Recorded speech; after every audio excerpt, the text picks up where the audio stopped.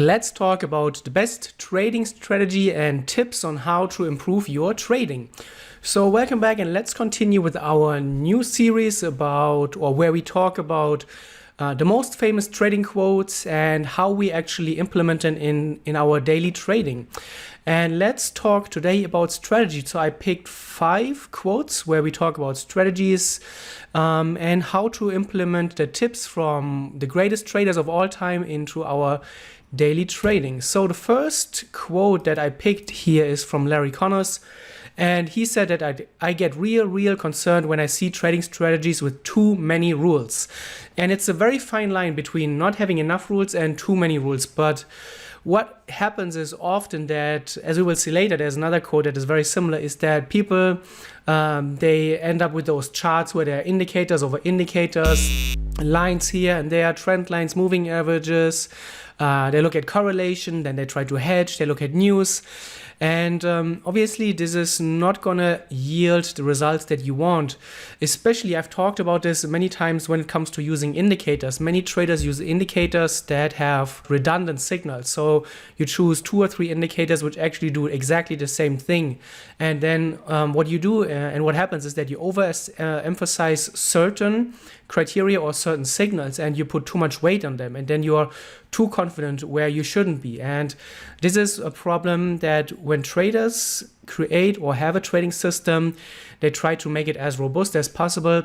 So they just stack tools and tools on top of each other that don't really work together. And what you should be doing is always ask yourself, what is the tools that I'm using? What are the signals that I'm using, the criteria, and what is the purpose of it? So in my trading, I have, when you look at a daily bias, for example, there are 5 or 6 different criteria that I look for. I think it's 5. It's the higher time frame, 2 things on the higher time frame. It's when we go to the lower time frame, it's about the trend structure, it's about the pattern, and it's about the breakout. So there are 2 things from the higher time frame, 3 things from the lower time frame, and that's it. 5 things across the different time frames.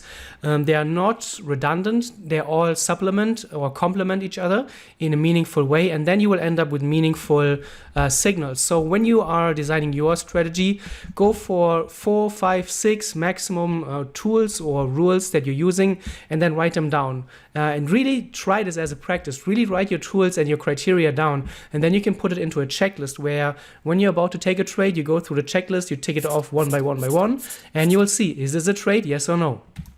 The next one you have from Alexander Elder, you have to identify your weaknesses and work to change. Keep a diary, write down your reasons for entering and exiting every trade, look for repetitive patterns of success and failure.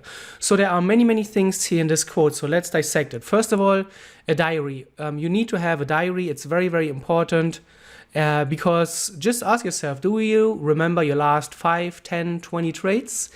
If you are like me, I obviously don't remember my last 4 trades. I do remember because I went over them last night, but it ends there. And a few days from now on, I will have forgotten my last 4 or 5 trades. So if you don't remember your last trades, how are you going to remember the lessons that the trades have taught you?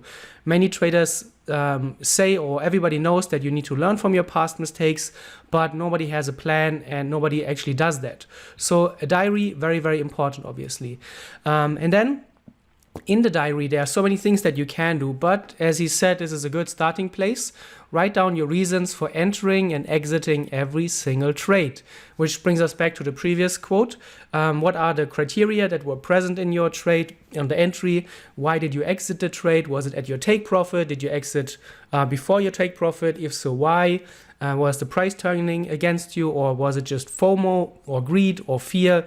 Write it down, and then once you have done that, then comes the last step. Look for repetitive patterns for success and failure. So what do your winning trades have in common, and what do your losing trades have in common? And then look for repetitive patterns. What is the thing that you just can't stop doing? And then once you realize, or once you see it, is the first step, awareness, and then you can bring the awareness slowly into your daily trading. The next quote: why do you think unsuccessful traders are obsessed with market analysis? They crave the sense of certainty that analysis appears to give them. So this comes back to the first quote. where we talked about having too many rules, and this is exactly the same thing. People just throw indicator on their charts. Maybe they go on Twitter, they look for what other people are saying, then they read the news, then they add more indicators, then they use a trend line, then a support level, then a lower time frame, then the higher time frame, then they ask their friend, their mother, their brother, their dog. And what this does is that obviously many people believe that the more information you have, the better your decision will be, but it is not true in trading. And this sense, or we should say this false sense of certainty that you create, is very dangerous, because it may give you confidence that is not justified, and it will also shield you from the opportunity or from the possibility that the market is not going to adhere to your trading analysis. So if you have done your analysis, you have checked all 100 points, whatever you do in your analysis, and then the trade is not working out, then you are often not willing to accept that all of this work that you've done is just not going to work out and not going to give you a profitable trade, which is very hard to grasp. And this is where trading is significantly different from most of the other activities, jobs, hobbies, or whatever you do. You can do the best work, the best preparation, consider all of the information that is out there, but the randomness of the market means that no matter how good you prepare, there's always a chance that the trade will become a losing trade. And you cannot protect yourself from that. No matter how prepared you are, no matter how much work you put in, even the best setups will fail. No matter how good a situation seems to be, there's a very, very high chance that it will fail. And you don't know that in advance. And no matter how much preparation you do, it will not shield you from realizing losses. I know where I'm getting out before I get in, Bruce Kovner. And this is regarding exits. And I've talked about this in the past. Many traders spend 99.9% of their time on entries. Many people look at entries, how to perfect the entry, what is the best price action entry, what is the best moving average crossover, what is the best time frame for entries. However, once you have done that and then you are in the trade, you're completely lost. You are like a headless chicken. You don't know what should you be doing now with your trade.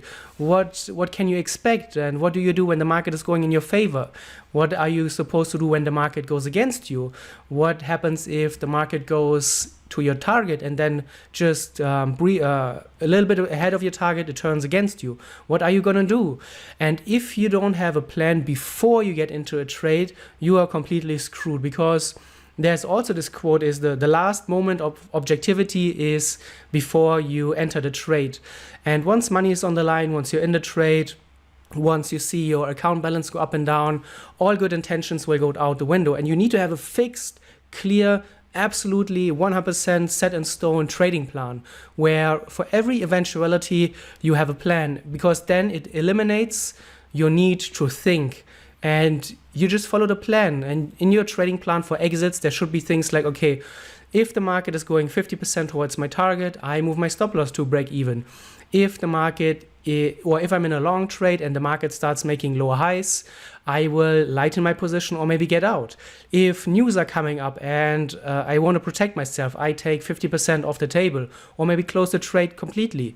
If I see that the market is not doing anything, I will get out or lighten my position.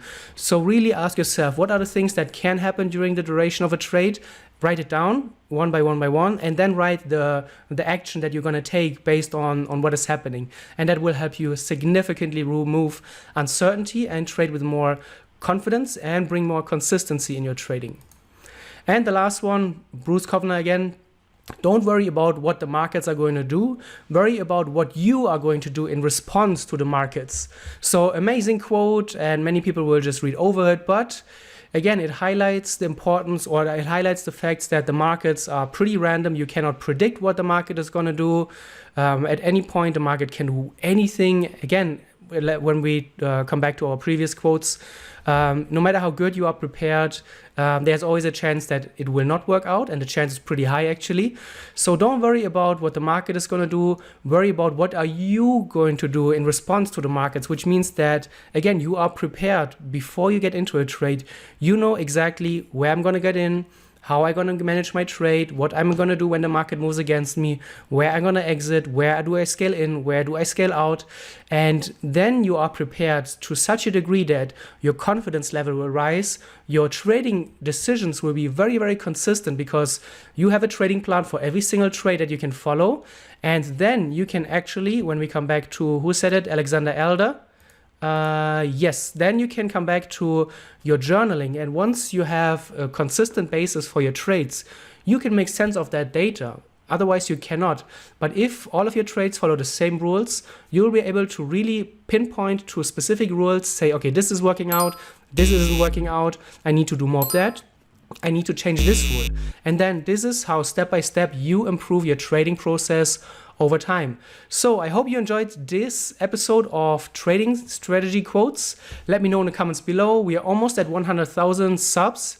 So make sure also to leave a big fat subscribe, leave a comment, and then I will be back with another video very, very shortly. Bye bye.